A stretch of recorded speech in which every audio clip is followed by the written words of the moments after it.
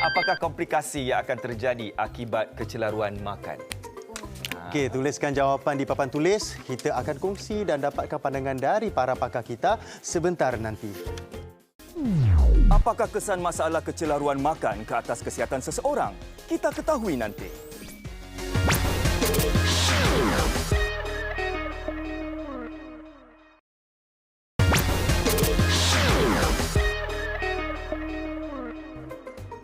Baiklah, sebelum rehat tadi, rakan-rakan kita telah diberikan satu soalan, iaitu apakah komplikasi yang akan terjadi akibat kecelaruan makan? Mari kita lihat jawapan mereka. Okey, Surya cakap kesihatan dan Sani pula penampilan. Hati, kesihatan dan penampilan. Dr. Didi, kesihatan dan prestasi terjejas. Wow, ada signature lagi. Okey, mungkin kita boleh dapatkan pandangan dari Cik Neti tentang hal ini semua. Kecelaruan makan memang dikaitkan dengan berbagai komplikasi. Satu komplikasi ialah pertumbuhan terhambat kerana nutrisi yang berkurangan. Nutrisi tidak cukup dalam badan. Eventually, organ-organ di dalam semua akan terjejas. Dan diorang akan menyembunyikan diri supaya orang tidak tahu yang diorang mempunyai masalah ini. Dan menurut sebuah kajian kawan-kawan, program kecelaruan makan oleh Hospital Besar Singapura SGH menerima sehingga 4 kali ganda pesakit berbanding tahun 2003 ketika ia dimulakan. Dan 3 dalam 4 pesakit itu berusia di bawah 21 tahun.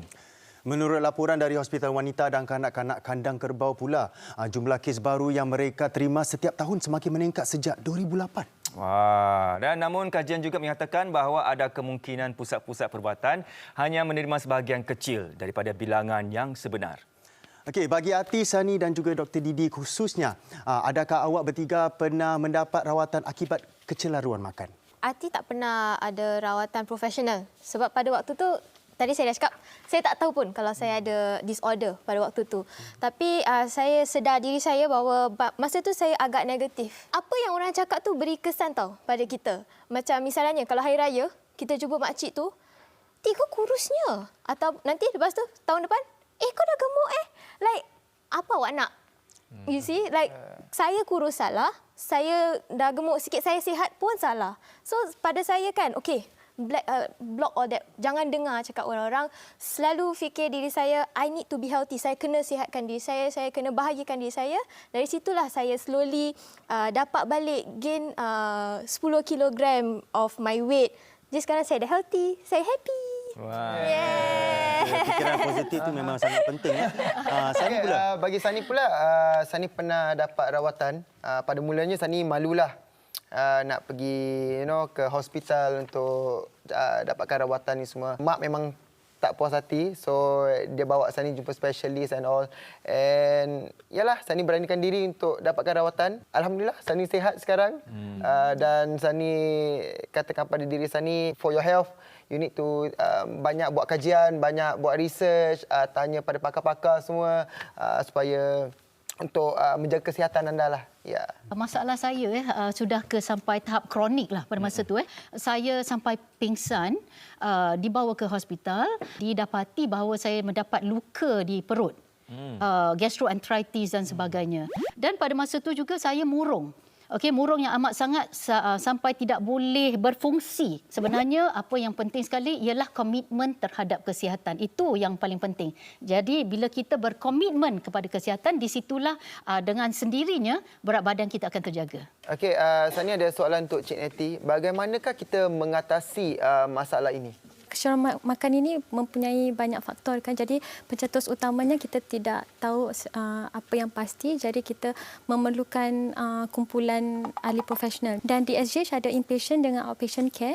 Di inpatient care kita provide meal supervision. Kita tolong mereka untuk mendapat struktur lah. Kerana orang dengan kecelaruan makan ni dia dah tak ada struktur. For outpatient care kita ada beberapa perawatan iaitu FBT, Family Based Therapy. Ibu bapa akan mengambil kontrol untuk menaikkan berat badan anaknya sehingga ideal body weight of 95%. Kita menubuhkan identiti tersendiri. Pasal dia dah sudah sihatkan badan, jadi kita work on the mental part. Ya, outpatient program juga kita ada meal support. Penderita itu akan makan bersama ahli profesional. Kalau kita tak menemani diorang akan beli salad lah, buah apple je lah. Itu bukan normal. Ahli profesional akan menemani mereka untuk membeli makanan dan makan bersama-sama. Ya. Saya ada soalan. Ya. Disebabkan pencelaruan makanan ni lebih affect orang remaja, ada tak langkah-langkah yang boleh kita mencegahkan yang boleh dilakukan oleh ibu bapa atau masyarakat? Apa yang kita harus ingat yang pentingnya ya, ilmu dan dorongan bermula di rumah. Jadi ibu bapa memang sangat penting dalam mencegah kondisi pencelaruan makan. Salah satunya ialah berkomunikasi. Itu yang paling penting. Semua yang ada negatif body image tu semua kita boleh letak tepi.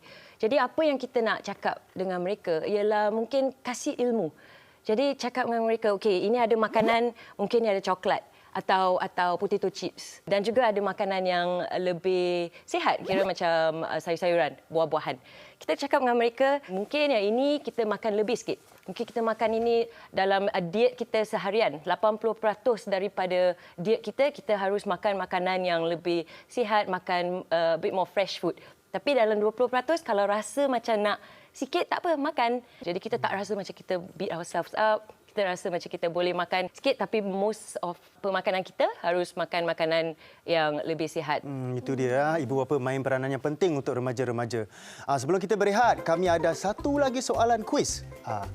Masalah kecelaruan makan lebih banyak dialami kaum lelaki atau wanita? Fikirkan dulu. Jom sekarang. Okey, dah tuliskan jawapan anda di papan tulis petang nanti. Kita akan bincangkan soal ini selepas rehat nanti. Siapa yang lebih banyak mengalami masalah kecelaruan makan? Kaum lelaki atau wanita? Kita ketahui seketika nanti.